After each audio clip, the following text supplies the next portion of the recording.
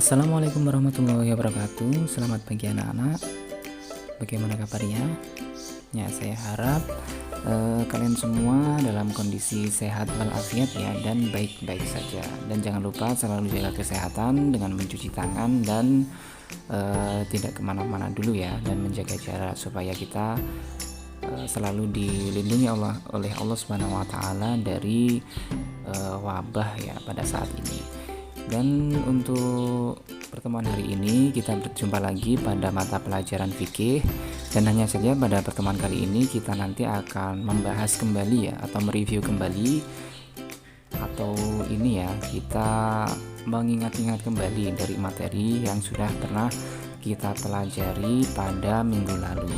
Dan berhubung kemarin kita formatif ya, atau ujian tengah semester, nah pada pertemuan kali ini nanti kita akan membahas kembali bagi adik-adik yang sekiranya masih belum yakin dengan jawaban yang kemarin yang sudah pernah adik kerjakan pada minggu lalu di formatif tepatnya ya. Ini akan kita bahas bersama-sama pada pertemuan hari ini. Dan saya harap adik-adik semua di sini ini ya menyimak semuanya ya, supaya nanti untuk kedepannya latihan-latihan soalnya atau ujian-ujiannya bisa adik-adik kerjakan dengan baik dan benar. Dan langsung saja untuk pembahasannya ya, saya sudah berada di ini ya, latihan soalnya ya. Untuk soal yang pertama kita perhatikan, puasa menurut bahasa artinya ya, puasa setelah kita pelajari di pertemuan yang sudah pernah kita jalani ya, sudah pernah kita pelajari. Puasa menurut bahasa artinya yang pertama, A. menahan diri dari segala sesuatu, B. membatalkan makan, atau C. mengatur waktu makan dan minum, atau D. mengatur pola makan. Nah, di sini semuanya di sini itu jawabannya benar, tetapi tepatnya ya sesuai dengan syariat Islam yaitu adalah yang A, menahan diri dari segala sesuatu. Seperti itu ya. Jadi cara menjawabnya harus lebih hati-hati lagi karena kita sesuaikan dengan materi yang sudah pernah kita pelajari. Dan kemudian yang kedua di sini, seseorang yang berpuasa tanpa niat sebelumnya maka puasa tidak sah, karena niat puasa termasuk ya, niat puasa itu termasuk apa? Yang pertama di sini A. syarat sah puasa, B. rukun puasa, C. rukun puasa, atau D. sunnah puasa. Nah, sesuai dengan yang sudah kita pelajari bahwa niat itu adalah termasuk B ya, rukun puasa. Ya, bisa kalian cocokkan kembali. Ya, di situ jawabannya adalah B. Kemudian yang nomor 3 yaitu menahan diri dari hal yang membatalkan puasa dari terbit fajar sampai terbenamnya matahari, itu termasuk salah satu titik-titik puasa. Nah, di sini pilihan jawabannya yang pertama ada A. syarat wajib, B. syarat, C. sunnah, atau D. rukun.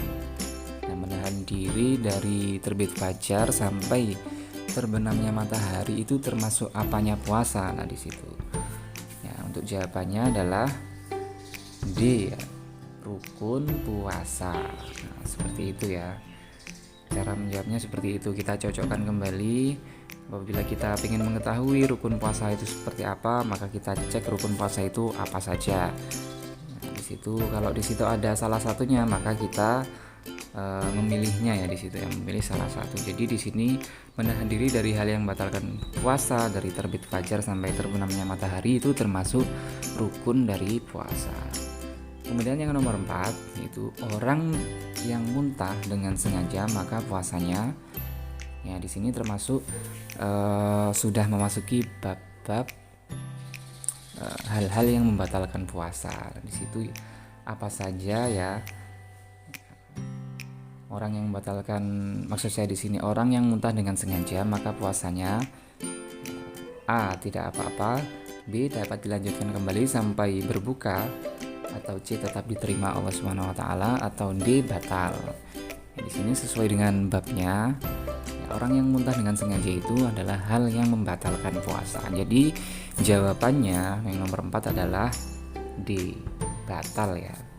Kecuali kalau di situ muntahnya dengan tidak sengaja, itu baru tidak apa-apa atau boleh melanjutkan puasanya sampai nanti terbenamnya matahari. Seperti itu. Kemudian yang nomor 5, berikut yang bukan termasuk amalan sunnah yang dapat dilakukan pada bulan Ramadan sebagai penambah amal, maksud saya di sini sebagai penambah pahala amal, yaitu ini adalah salah satu ya amalan yang sunnah ya, amalan sunnah. Di situ apa saja ketika kita sedang berpuasa itu apa saja? Di sini pilihannya A, tidur siang selama puasa, atau B, tadarus Al-Quran, atau C, taraweh, sholat taraweh, atau D, menuntut ilmu. Nah, di sini yang bukan ya, berikut yang bukan termasuk amalan sunnah. Bisa kita ketahui ya, sudah pasti ya di sini ya, jawabannya adalah A, tidur siang selama bulan puasa. Nah, di sini ya boleh-boleh saja, tetapi di situ tidak disunahkan. Tidur itu boleh, tetapi di dalam ibadah puasa kalau tidurnya itu terlalu lama, maka di situ tidak termasuk perbuatan yang disunahkan ketika melaksanakan ibadah puasa. Kemudian yang nomor 6, berikut ini yang merupakan syarat sah puasa. Ya, syarat sahnya itu apa saja? Ya, yang pertama di sini yang pilihannya A, pernah bersumpah untuk melakukan puasa, B, dikerjakan ketika memiliki makanan untuk sahur dan berbuka, atau C, telah melewati bulan Ramadan, atau D, suci dari haid. Ya, di sini yang termasuk ya, yang termasuk syarat sah puasa itu adalah yang D, suci dari haid, suci dari haid dan nifas ya. Kemudian yang nomor 7, sholat sunnah berjamaah yang hanya dilakukan pada bulan Ramadan adalah sholat ya, itu sholat apa kira-kira? Nah, bisa kita ketahui kalau sebelum ada musibah ya atau ada wabah itu, ketika masih normal ya dunia ini ya, itu sholat berjamaah ketika bulan Ramadan itu namanya adalah A ya, sholat taraweh. Kalau di sini sholat kusuf itu ya juga bukan ya. Ini sholatnya juga berjamaah, cuma hanya saja di sini tidak dilakukan pada bulan Ramadan. Kalau yang khusus untuk bulan Ramadan dan dilakukan secara berjamaah itu namanya adalah sholat taraweh. Kemudian yang nomor 8, puasa yang dikerjakan di luar bulan Ramadan sebagai ganti puasa yang ditinggalkan disebut puasa ya, puasa yang dikerjakan di luar bulan Ramadan untuk mengganti puasa Ramadan yang ditinggalkan itu namanya adalah puasa qadha ya, atau pengganti dari bulan Ramadan, atau puasa untuk mengganti puasa yang ditinggalkan ketika bulan Ramadan. Itu namanya puasa qadha ya. Kemudian nomor 9, berikut tidak termasuk amalan sunnah di bulan Ramadan ya. Yang tidak termasuk ya, kita garis bawahi tidak termasuk. Yaitu yang pertama A, memperbanyak iktikaf, kemudian yang B, memperbanyak membaca Al-Quran, C, memperbanyak sedekah, dan D, memperbanyak bercanda. Di sini berhubung yang bukan atau yang tidak termasuk amalan sunnah itu adalah D ya, memperbanyak bercanda. Kemudian nomor 10, dalam sebuah hadis dijelaskan bahwa balasan bagi orang yang berpuasa Arafah adalah seperti yang sudah pernah kita pelajari, bahwa balasan atau pahala ya, pahala bagi orang yang berpuasa Arafah adalah yang A, mendapat pahala seperti orang pergi haji, atau B, terhapus dosanya selama 2 bulan pada masa yang akan datang, atau C, terhapus dosanya selamanya, atau D, terhapus dosanya 1 tahun yang lalu dan 1 tahun yang akan datang. Ya, jawabannya di sini adalah yang D ya, terhapus dosanya 1 tahun yang lalu dan 1 tahun yang akan datang. Itu adalah keutamaan kita melaksanakan puasa Arafah ya. Terus kemudian yang nomor 11 di sini adalah orang yang berakal sehat dan berfungsi secara sempurna, termasuk yang A, syarat sah puasa, kemudian yang B, rukun puasa, atau yang C, pembatal puasa, atau yang D, syarat wajib puasa. Orang yang sehat ya di sini. Orang yang sehat dan berfungsi secara sempurna di sini adalah termasuk yang D ya, syarat wajib puasa. Kalian bisa cek kembali syarat wajib puasa di situ apa saja. Pasti di situ nanti akan ada poin orang yang berakal sehat. Nah, cara menjawabnya seperti itu ya. Kemudian nomor 12, syarat sah puasa meliputi ya, syarat sahnya itu apa saja di sini ya. Yang A, B, atau yang C, atau yang D. Ya, jika kita perhatikan kembali, syarat sah puasa itu adalah yang C ya, yaitu Islam, suci, dan mumayyiz. Mumayyiz itu apa? Ya, mumayyiz itu sudah bisa membedakan yang baik dan sudah bisa membedakan mana yang buruk. Itu namanya mumayyiz. Jadi jawabannya adalah yang C. Ini tadi yang nomor 11 ini yang D ya, syarat wajib puasa. Kemudian yang nomor 13, menurut Al-Quran, tujuan melaksanakan puasa agar kita menjadi orang yang di sini jawabannya yang benar adalah yang takwa ya.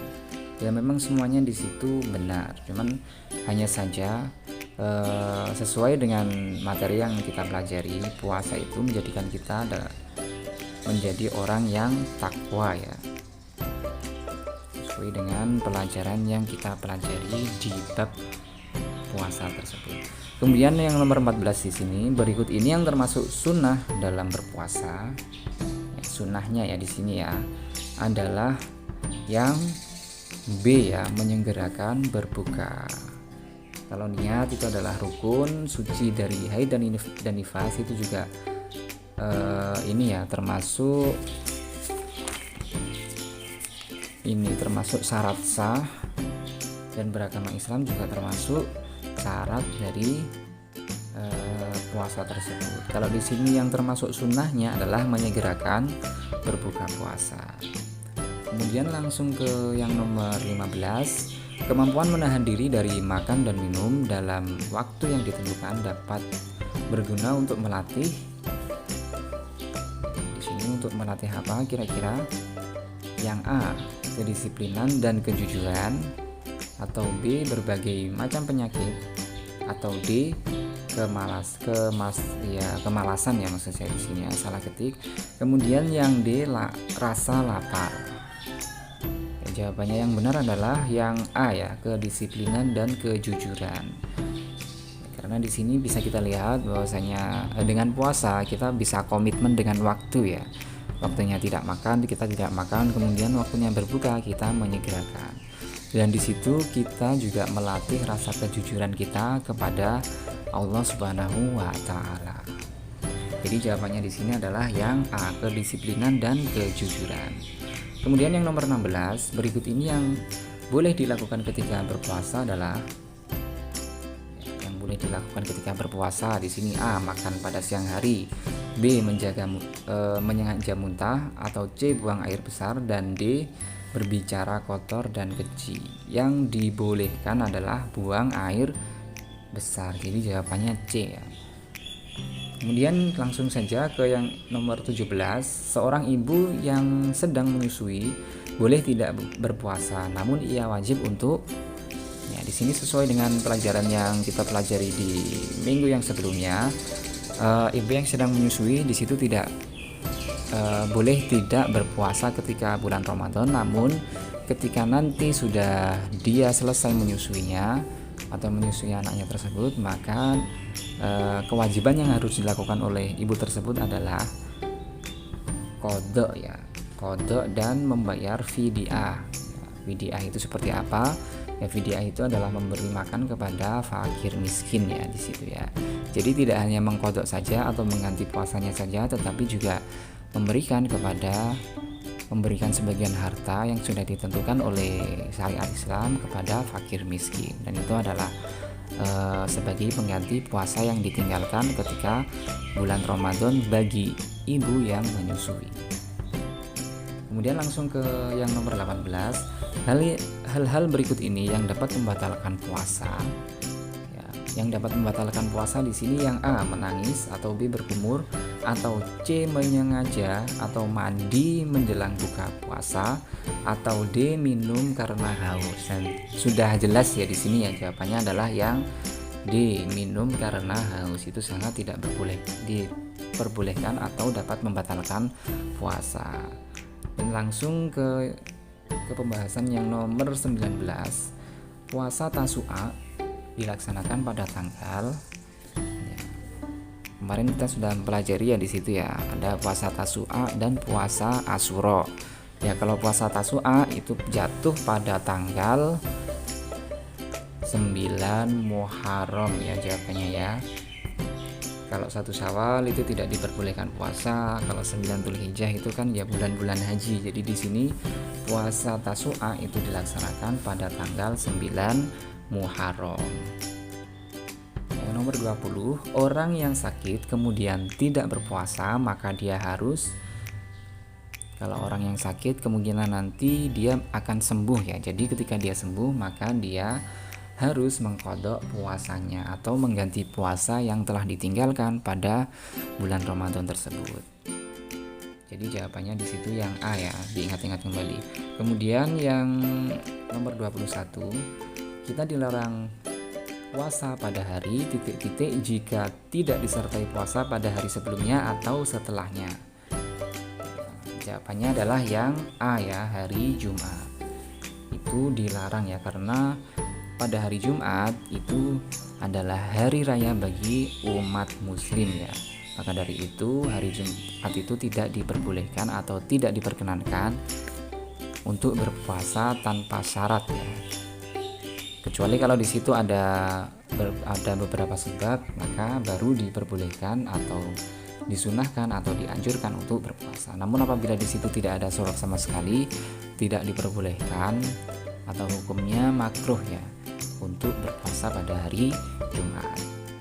Kemudian nomor 22, salah satu perkara yang membatalkan puasa yaitu salah satu perkaranya yaitu adalah pilihannya yang A, tidur dari pagi hingga petang atau sore, yang B, minum obat, atau yang C, berkumur, atau yang D, mabuk perjalanan. Ya, di sini salah satu perkara yang membatalkan puasa adalah yang B ya, minum obat, karena minum sudah termasuk memasukkan segala sesuatu ke dalam mulut atau menelannya ya. Di situ tidak diperbolehkan atau dapat membatalkan puasa. Jadi jawabannya di situ adalah yang B, minum obat. Kemudian yang nomor 23, contoh puasa yang disunahkan oleh Rasulullah SAW. Ya, contohnya puasa yang disunahkan di situ adalah D ya, pertengahan atau puasa pertengahan pada bulan ya, di tengah-tengah bulan, semisal di bulan Hijriah ya maksudnya di sini. Pada pertengahan bulan Hijriah di sini Rasulullah itu menyunahkan untuk berpuasa. Itu adalah puasa yang disunahkan oleh Rasulullah SAW. Kemudian nomor 24, berikut ini yang wajib mengganti puasa dengan membayar fidyah adalah ya, fidyah itu seperti yang sudah saya jelaskan tadi ya, yaitu memberikan sebagian harta kita kepada fakir miskin untuk mengganti puasa yang kita tinggalkan pada bulan Ramadan. Ya, di sini ketentuannya atau membayar fidyah tersebut ini berlaku pada yang B ya, orang yang tua renta ya, karena di situ sudah tidak memungkinkan kembali kalau sudah tua nanti kalau di situ dipaksakan untuk berpuasa nanti madorotnya atau resikonya akan lebih berat ya, mungkin bisa menimbulkan sakitnya tambah parah atau akan sakit-sakitan dan akan menimbulkan kematian seperti itu. Maka di sini di dalam Islam itu memberi keringanan, yaitu dengan membayar fidyah saja ya, atau memberi makan kepada fakir miskin ya, seperti itu. Jadi tidak wajib mengganti puasanya kembali, tetapi hanya saja wajib membayar fidyah ya, seperti itu. Jadi jawabannya adalah yang B, orang tua renta. Dan di sini soal yang terakhir, disunahkan berbuka dengan memakan titik-titik dahulu. Yang pertama, apa gorengan, atau B nasi, atau C roti, atau D kurma. Ya, jawabannya seperti yang sudah kita pelajari pada materi yang sudah kita pelajari di pertemuan sebelumnya. Kita disunahkan berbuka dengan memakan kurma ya, memakan kurma terlebih dahulu. Ya, mungkin hanya itu saja pertemuan pada hari ini. Bagi yang di situ nilainya masih rendah atau di bawah KKM, tidak perlu khawatir, yang tidak perlu berkecil hati, karena masih ada kesempatan kembali untuk berlatih ya, untuk berlatih soal-soal di situ, supaya nanti untuk kedepannya atau menghadapi semesternya adik-adik bisa mendapatkan nilai lebih baik lagi. Jadi jangan berkecil hati, terus latihan terus. Dan untuk yang sudah nilainya sudah di atas KKM, dipertahankan ya, supaya nilainya bisa lebih baik lagi. Ya, mungkin sekian dari saya. Kita berjumpa lagi di pertemuan selanjutnya. Assalamualaikum warahmatullahi wabarakatuh.